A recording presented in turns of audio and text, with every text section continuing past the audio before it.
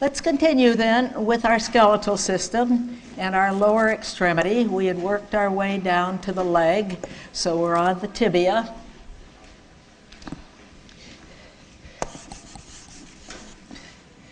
This doesn't right.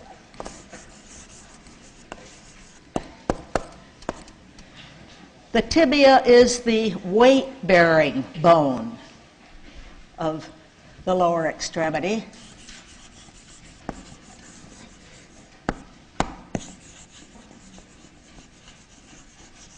Just how much weight can it bear before it breaks?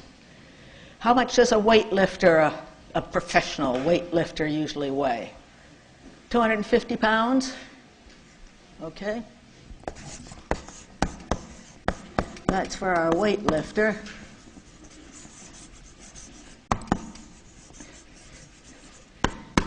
And let's say he's lifting 500 pounds. Is that reasonable?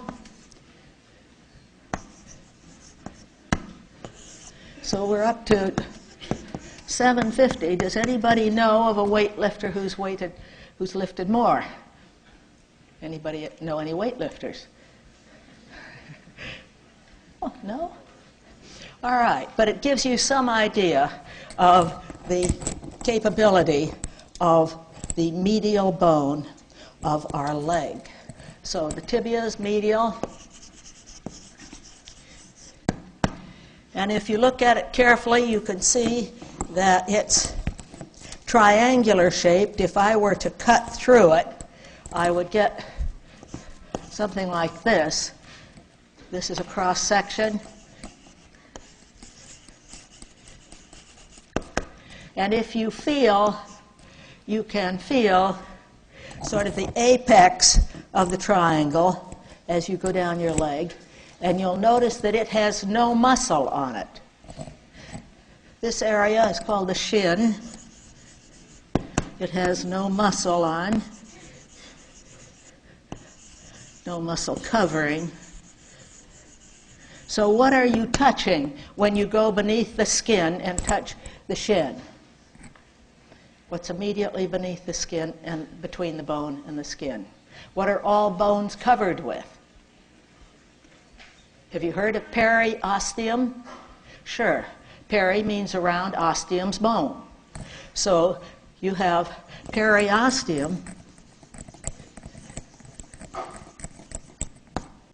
beneath the skin. And what do we know about periosteum? It's filled with nerve fibers. Remember when you were a little kid and you got mad at somebody, you kicked them in the shins? Did you ever do that? I don't think you did. You look surprised at that. You didn't do that. But it's, if you hit your shins, injure them, extremely painful because filled with nerve fibers that are right beneath the surface.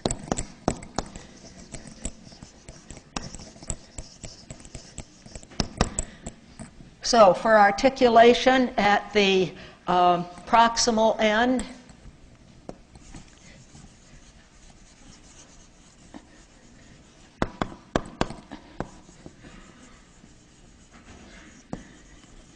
as I work my way over on this blackboard, I see Denise and Anthony here. Is Denise here? Anybody see Denise's hand? I don't either. Does anybody see Anthony's? Anthony's, great. Okay, we've got Anthony. Let me just get one more name before we go too far then and forget. Do we have Yvonne Castillo? Here, okay. After class, will you come down? Thank you, both of you. Fine. All right, let's continue then. Sorry, but I don't want to forget. The proximal end, the tibia articulates with the femur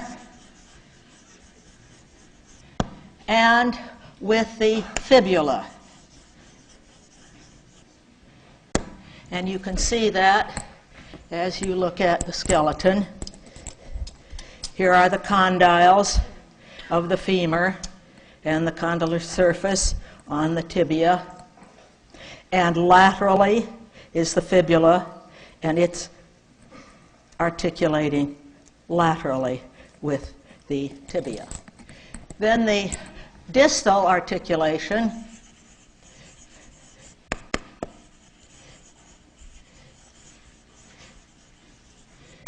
will be an ankle bone,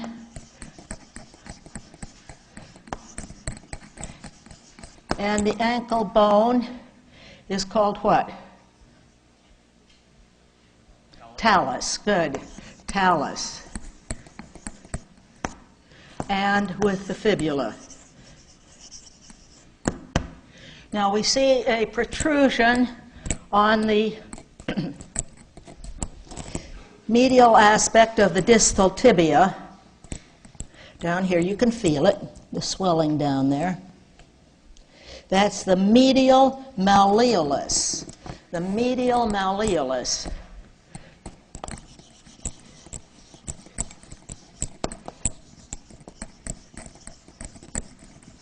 What does a malleolus mean? It means hammer.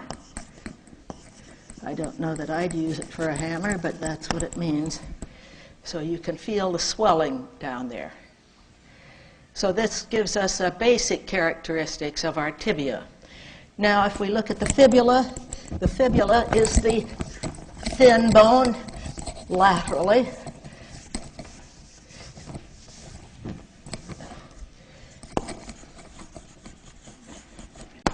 It's thin, long, and lateral. I may have asked you already, how many have broken a fibula? Nobody? Yes. On a ski slope? Baseball. All right. I've seen one on a ski slope, though. Somebody had fallen and had a protrusion down there, wondered what had happened, cracking that fibula. So let's look at our proximal articulation. We just gave it to you. You could see it here proximally. Only when it can articulate without crossing the knee. So you can figure some of these out without just memorizing. If it's got to be out here, it's got to attach to something, so it's going to be the tibia. And distally, articulation, what's it going to be articulating with? Whoops, sorry. With the talus.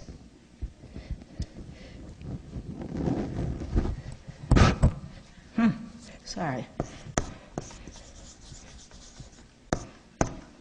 So the fibula definitely is not weight-bearing. It has muscle attachments only.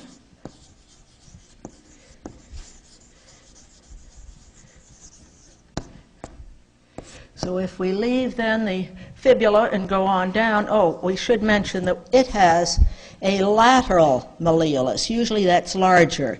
You can see it down there. Lateral malleolus.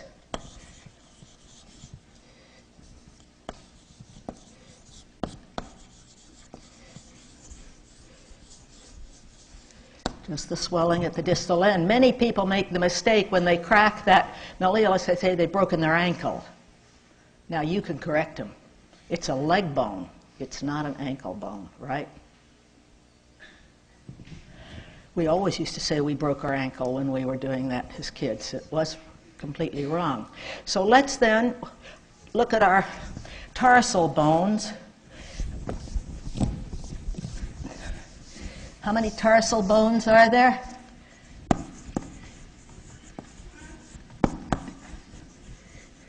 These are true ankle bones. There's 7 of them. We're just going to look at two largest.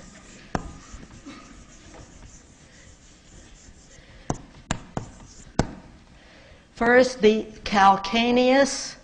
Calcaneus.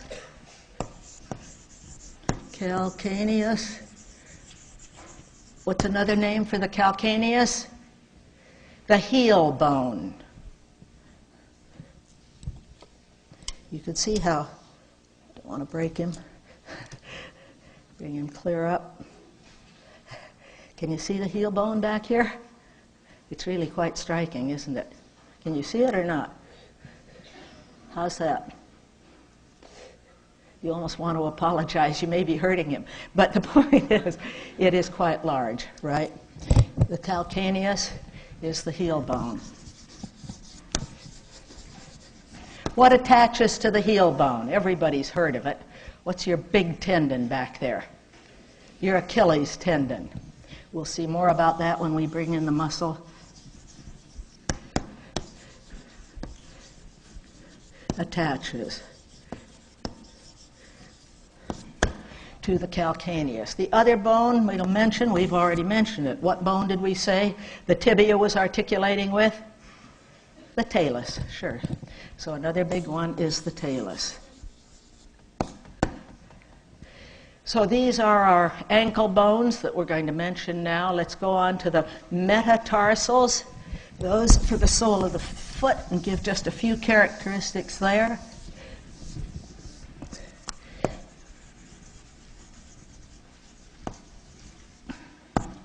These will be the sole. There'll be 5 of them. We'll just give the first metatarsal is the largest because it's weight-bearing. You can look at the foot. See the metatarsals? And see how large. It's twice the size, the diameter of the others. So the first is the largest. Weight-bearing.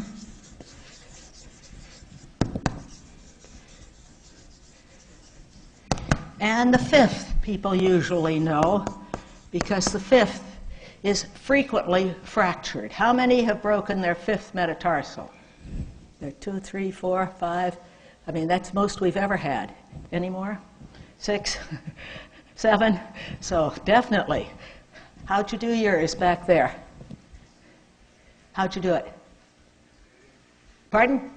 Skating. How'd you do yours? Okay, all right. Anybody else want to share how you did it? I didn't mind running down a driveway and there was a crack and I could hear it. It's called a dancer's fracture because many times during dancing the 5th metatarsal is broken. If broken equals a dancer's fracture. Now then we have the phalanges, and nothing spectacular there with our phalanges.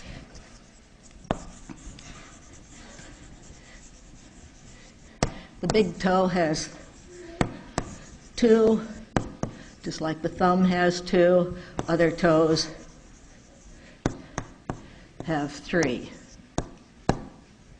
But there's a great deal of difference in the flexibility of your toes versus the flexibility of your fingers. Has anybody ever tried to write with his or her toes? Yes, quite a few of you. Were you successful? Not so. But if you didn't have hands and you really had to, some disabled people have learned to write with their toes. All right. Now, before we leave our long bones here, I'd like to mention something about fracture.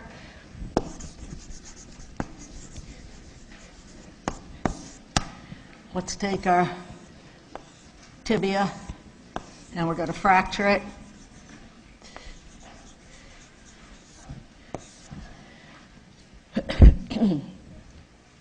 The first thing that happens, you get severe bleeding.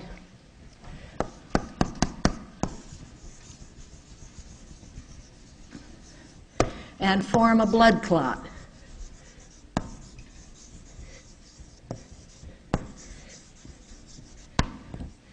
Let's put a blood clot in here.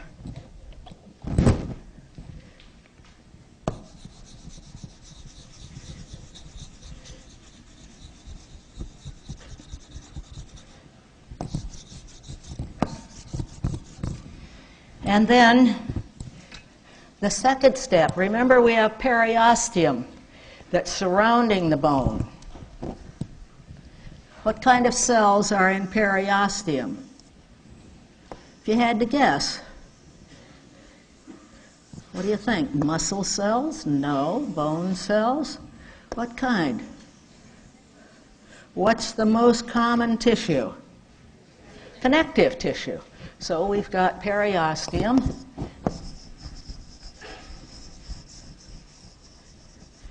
which is made of connective tissue cells, and they will form fibroblasts,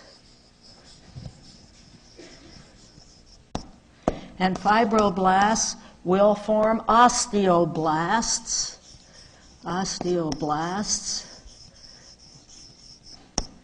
and osteoblasts, these are bone-forming cells.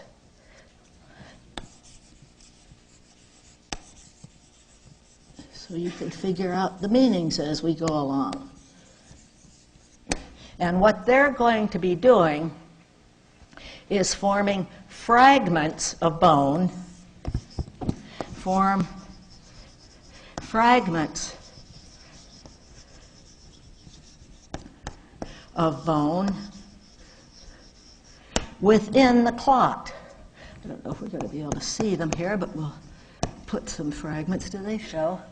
Yes. Now this little structure that's between the ends of bones has a new name. So fragment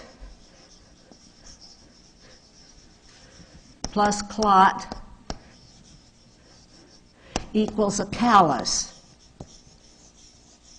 So forming a callus is an essential step in repair of the bone. And then we've had bleeding, and then we had our periosteal cells as our next step, forming this path. And now the periosteal cells on the outside of the bone will form osteoblasts. So our third step is osteoblast formation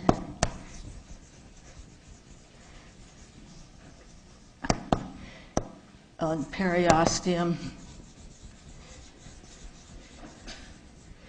and will form bone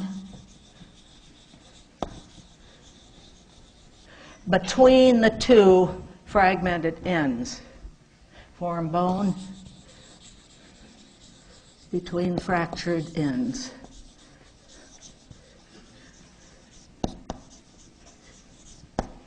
It's called a bony collar, so let's just put a collar of bone.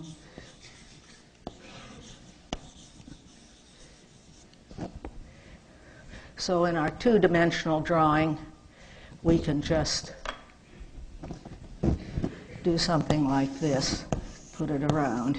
But obviously it's going to be surrounding the whole thing. We've just cut through it, so we're only seeing it here. So in green we have our bony collar. And that gives the very basics of wound healing with a fracture. So let's go on now to see how bones are joined to function.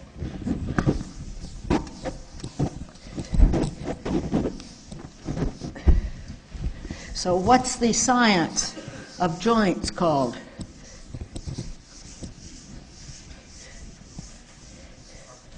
Arthrology, correct. So we're going to look at the science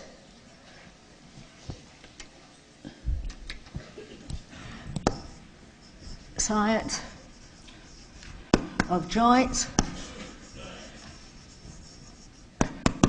equals arthrology.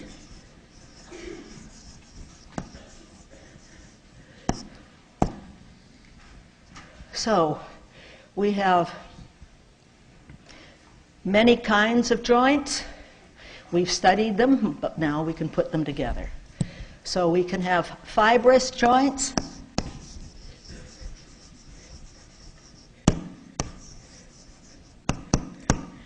and they have just little connective tissue between the bones.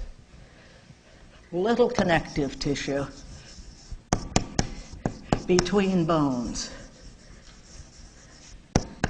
So who's going to tell me what's going to be my example of where I'm finding just a little connective tissue between bones? Think. Pardon? Say something. You're thinking. Pardon? No. That's a good guess. I don't care if you guess wrong. I just want you to be thinking. Where? No? Skull. Good for you. Because look at these sutures. We said a suture is a joint between our skull bones. Very little CT there, right? So our example for a fibrous joint will be the bones of the skull, of calvarium.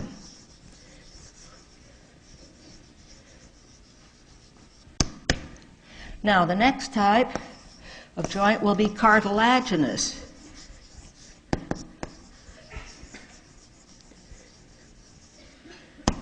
And we'll have what's called fibrocartilage between the bones. Fibro, we need it strong, so we need fibers in the cartilage. Fibrocartilage between bones. Now I've given you two examples of where fibrocartilage is between bones. Who can tell them to me? The vertebrae, the intervertebral discs, fibrocartilage. Intervertebral discs. Those who are doing long jumps and really putting the body hard on the vertebra, you're very grateful you have fibers in your cartilage. Where was the other place we had fibrocartilage? Pubic symphysis. Good enough. Pubic symphysis.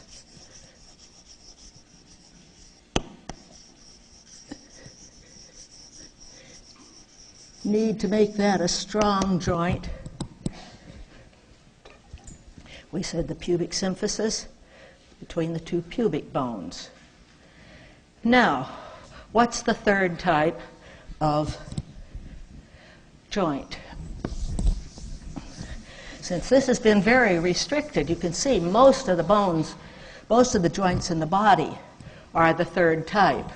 You know, we just talked about skull, vertebral disc, and pubic symphysis. So the others will be, what do we call them? Synovial joints, right. Synovial.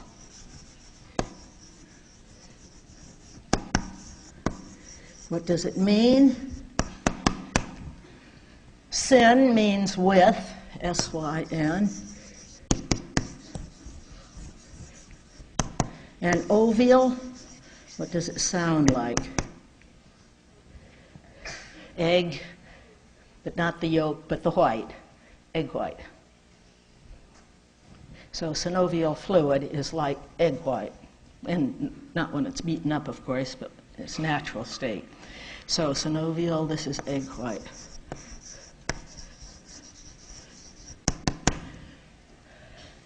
So, two places that are obvious just for your review for synovial joints. Let's take the humerus, and where is it articulating?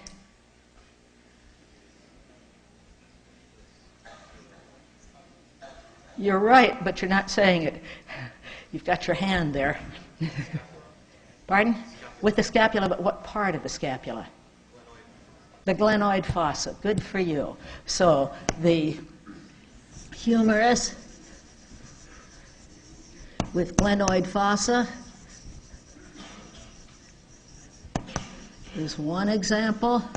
Obviously, we'd go around the body naming lots, but I just want to, I said I repeat and repeat, so give me another large synovial joint at the head of the femur. What's it articulating with?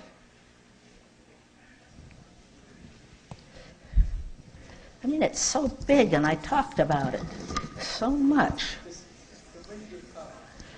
The vinegar cup, but what's it called? What's it begin with? Acid, right? Acetabulum. Say it. I want you to talk. Because when you get out of this class, you're going to have to use these terms. You'll say, I see them on the page, but I never used them, right? So I squeeze and squeeze to get you to talk.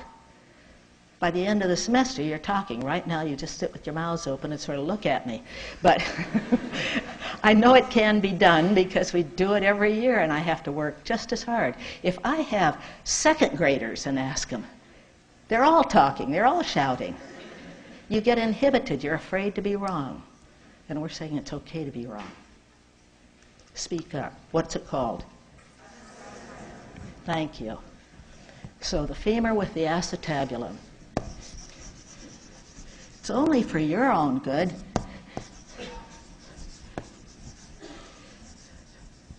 So this is an example, again, of a synovial joint. What are the characteristics of a synovial joint?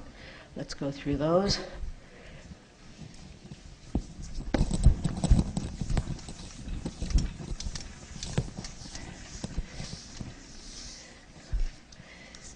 So obviously we're going to have two bones coming together because it's a joint.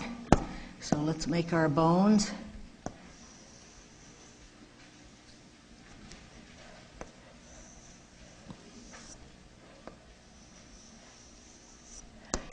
Well, what we're going to see in our synovial joint then, first thing will be the articular cartilage. The articular cartilage. So on the ends of the bones, we need cartilage.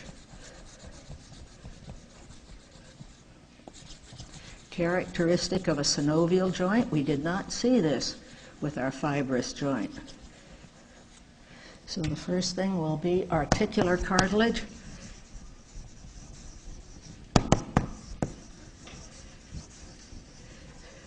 It's not fibrous cartilage, however. It's what's called hyaline cartilage. We'll study cartilage shortly, but at the moment, we'll just get you started with hyaline cartilage is on the articular surface of the bones.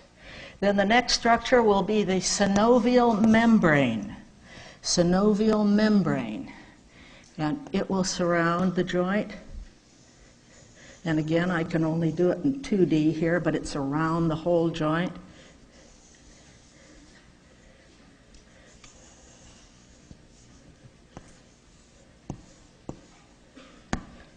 So we'll put in our synovial membrane. And what does the synovial membrane do? It produces synovial fluid. Produces synovial fluid. That's where we get the name synovial, by the consistency of the fluid. And it produces it so that it fills the synovial cavity. I'll just mark the synovial cavity with some diagonal lines. Equals our synovial cavity.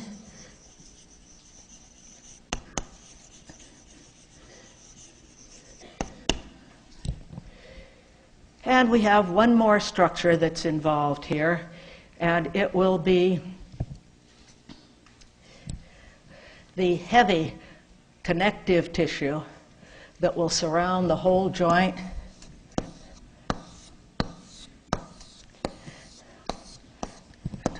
Help support this. It's called the joint capsule. It's made of connective tissue.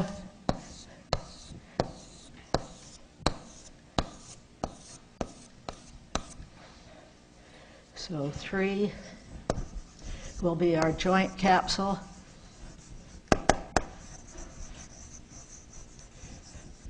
Equals heavy CT.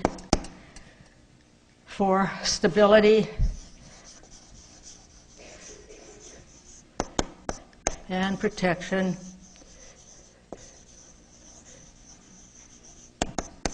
Now, one other little structure that we might mention while we're building a synovial joint is, anybody had bursitis? Too young for bursitis. One has. Yes. Are you an athlete? Yeah. Where'd you have it? In your hip, right. Have it hip or shoulder. It really hurts, doesn't it? What happens with bursitis is that we have bursa to sort of cushion the joints. Let's show what a bursa is. It's a little pouch. If this is my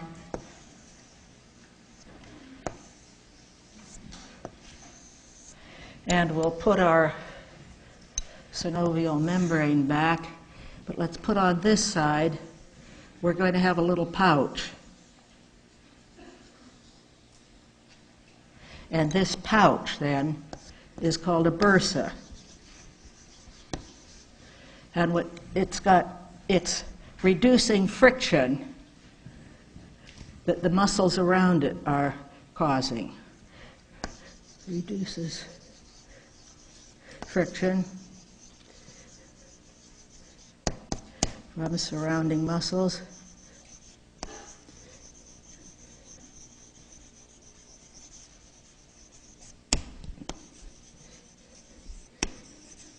So if we have inflammation of the bursa, what do we call it? Itis is the root for inflammation, so it's bursitis. You have meningitis, you have inflammation of your meninges. Right here, inflammation is bursitis. Inflammation of bursa. It's very painful. She had hers in her knee, their bursa in the shoulders, in various places. Not all synovial joints have bursa. So let's continue then. And what are the functions then? Obviously the functions of a synovial joint will be to reduce friction,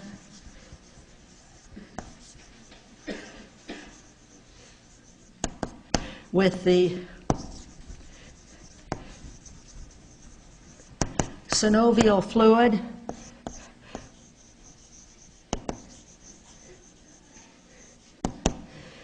will moisten the cartilage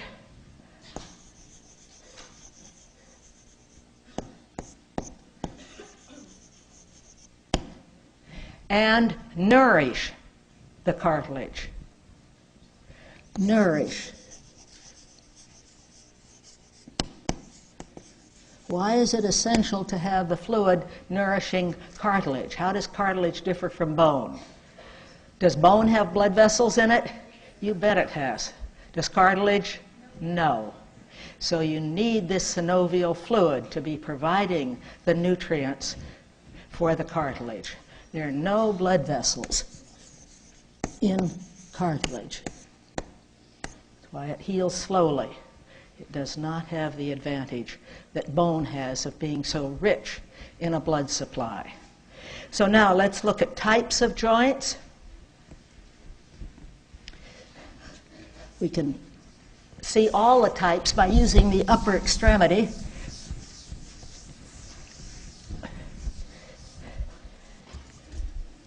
So types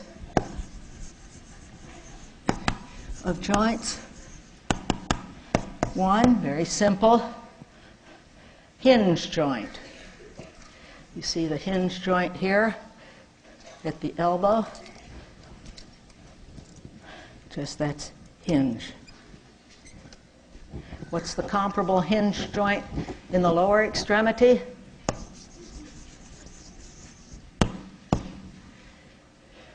A hinge is to increase and decrease the angle, right?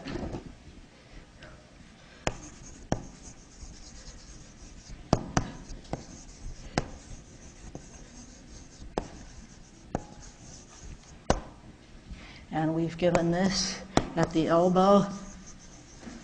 We'll see the same thing with the knee. It's doing the same thing.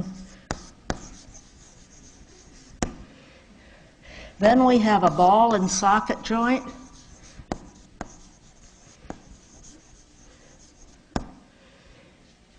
And we'll have a head in a depression. head in depression. What's the depression called in the hip? Thank you. Right? And so the example will be just the ones that we covered. The humerus, repeat, repeat, repeat, glenoid cavity. Sorry. And we had the femur, acetabulum.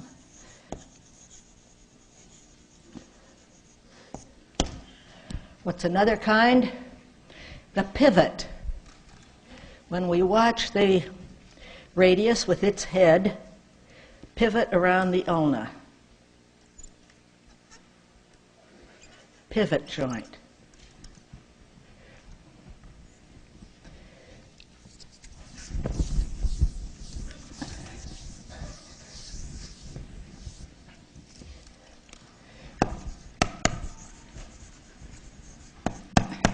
And the example will be head of radius around ulna. We'll just give one more type. Let's give a saddle joint. A saddle joint example will be the first metatarsal. So let's have the first metatarsal. We'll have a convex surface.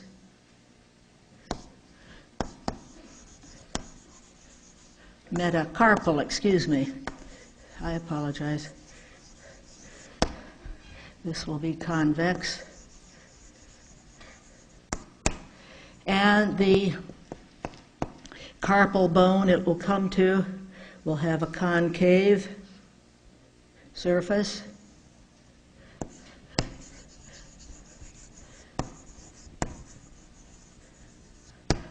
And this is concave.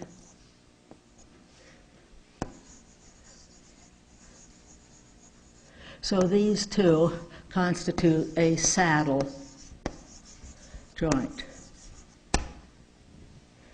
Lots of kinds of joints, but it gives you an example of how we can classify these. So let's just look at joint movement. Again, these are easy, very straightforward, but just to put them all together. Going on all the time, every time you walk, write, anything. So let's look at joint movement.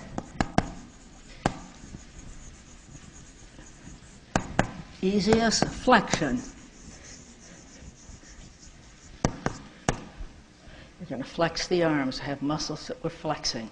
So we're decreasing an angle.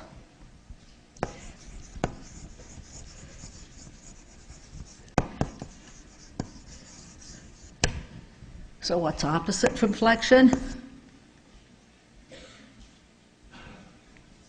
Opposite from flexion. Extension, sure. Extension. So increase angle. Basic to know, so it's not just memorization. I mean, if I'm going to have a muscle here and it's going to contract, it's going to flex the arm, right? If I have a muscle back here and it's going to contract, it's going to extend the arm. So you don't have to memorize that the biceps flexes and the triceps extends. You can figure it out. That's what we want to teach you, to learn to just work with it. So other adduction. What does adduction mean? Bring the limb toward the midline. Toward the midline. Here's my midline. So where's my adductor in my leg going to be? In my thigh. Right? Medial or lateral? Medial, sure. So you know the adductors are there. Easy. So adductor is toward midline. And contrary, to take it away from the midline, what are you going to call it? Abductor. Ab with a B. Abductor. Away from midline. So we're going to study our adductors. Deltoid, here, adductor. It's going to contract, take my arm away from midline. Don't have to memorize. Figure it out. How are you going to remember which is ad and which is ab? Because when you have two things, I always try to memorize one, and then you know the other one. So adding 2 plus 2 toward adductor. Make sense? Not sure, but I have silly little things, but I'll share them with you because years later students say, I'll never forget an adductor, 2 plus 2, add, toward, you know. It's easy. When you're trying to figure out whether it's ab or add, okay, enough of that one. Let's go on to the next one. I can tell by your faces you're not ready for it. But the silly things you sometimes do remember. Why? What's the mechanism for memory when it's silly versus when it's not? Circumduction is the next one. Circular motion. Circumduction.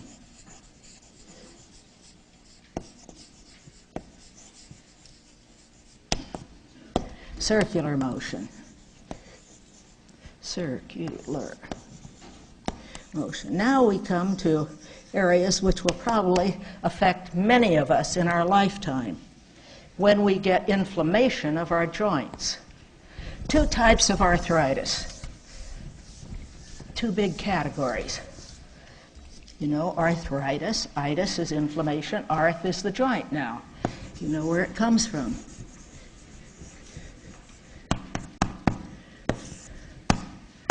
So we have rheumatoid arthritis.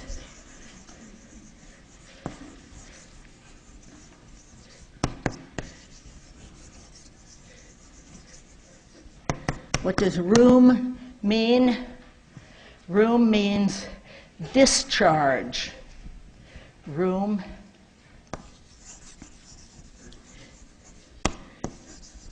So in a joint, what's going to be discharging excessively? Synovial fluid, sure. So you know. We'll see in a moment the characteristic of rheumatoid arthritis. The other one is osteoarthritis.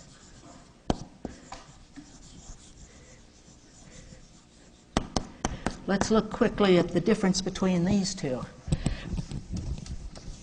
Now that you know the characteristics of a synovial joint, you can see just what can be affected in these, basically. So rheumatoid arthritis first.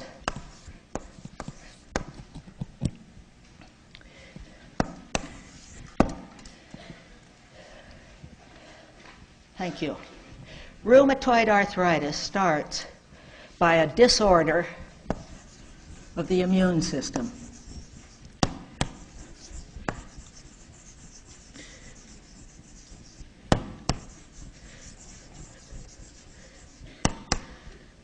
Brought about by emotional stress. How much of that we experience, right?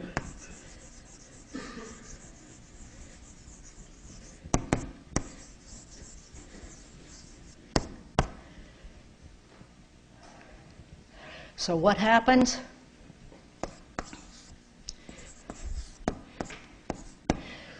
You get inflammation of the synovial membrane. Inflammation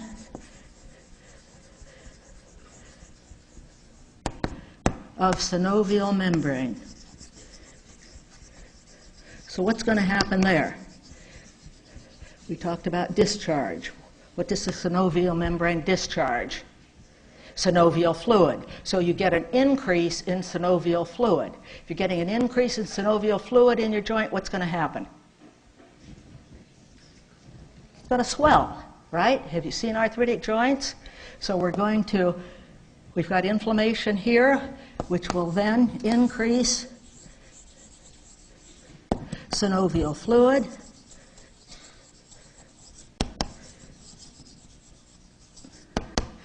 which will, at a swollen joint becomes painful.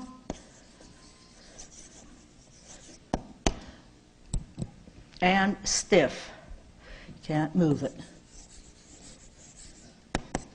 Now, in contrast, in osteoarthritis, we get a breakdown of the cartilage, of the articular cartilage. That's characteristic first. Breakdown of articular cartilage.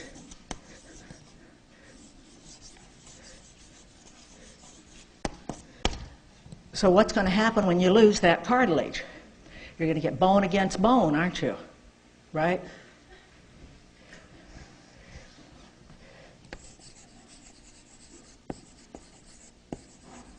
Osteoarthritis. That also will be painful and no movement, or different degrees of reduced movement. So it's very important to know your joints because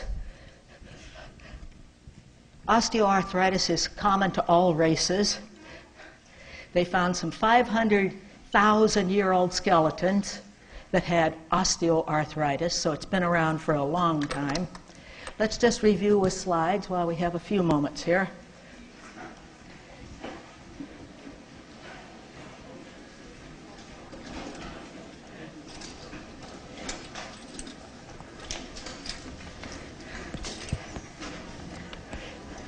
Isn't that easy? You only have one to do this time.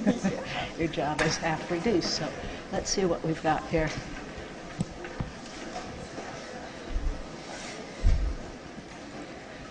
All right, what joint is this? What kind of joint is this one? Pardon? Synovial, thank you. And what bone is this? Tibia. What bone is this? Fibula. You can see the head of the fibula articulating with the tibia. What bone is this? Femur. What are these? Condyles. Great. What bone is this? Patella. What kind of bone is it? Sesamoid. Good, but you can see it from a lateral view here, how it's articulating here with the condyle of the femur. In the next one.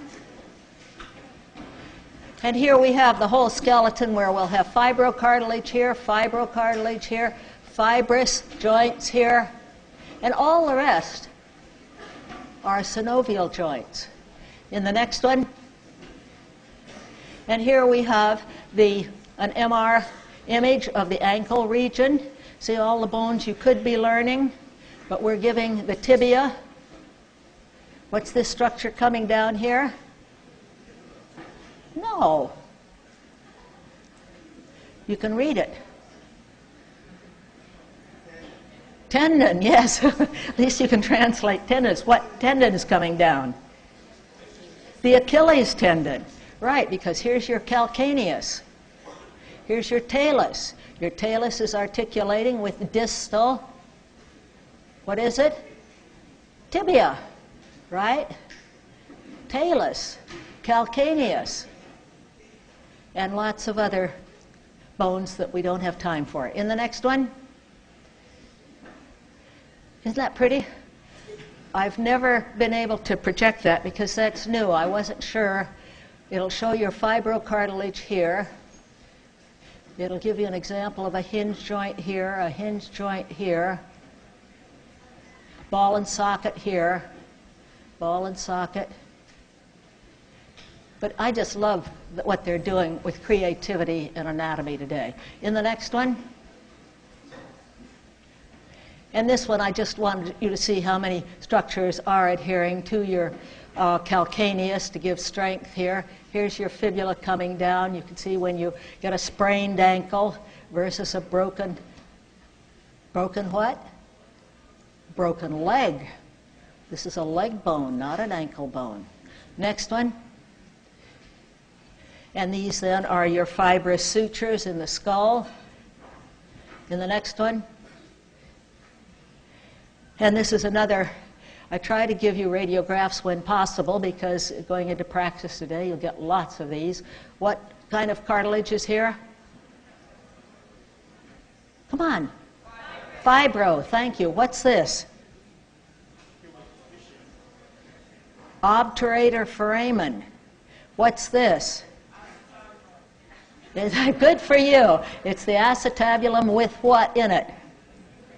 Head of the femur. What's this? Neck of the femur. What's this? Greater trochanter. The more you speak up here, the easier it'll be to study. You'll have it embedded through your voices rather than just through sight. In the next one. And these show the intervertebral discs. And you can see why when you get a slip disc, we'll have nerves coming through these in and out of the cord, which is inside, pressing on those nerves. Next one. And this will give you an example. This is the one what did they give? The first. It doesn't show it too well, but here you can see concavity. But these are two young bones. These have all got their epiphyseal disc. Next time we'll learn about them. That's where your bones are growing. Something's happening to my pointer. It doesn't work. There it is. Next one. And then again, we don't need this one. It's saying the same thing of the tibiofemoral joint. You've seen that. Next one. That's it. All right. Enjoy your afternoon.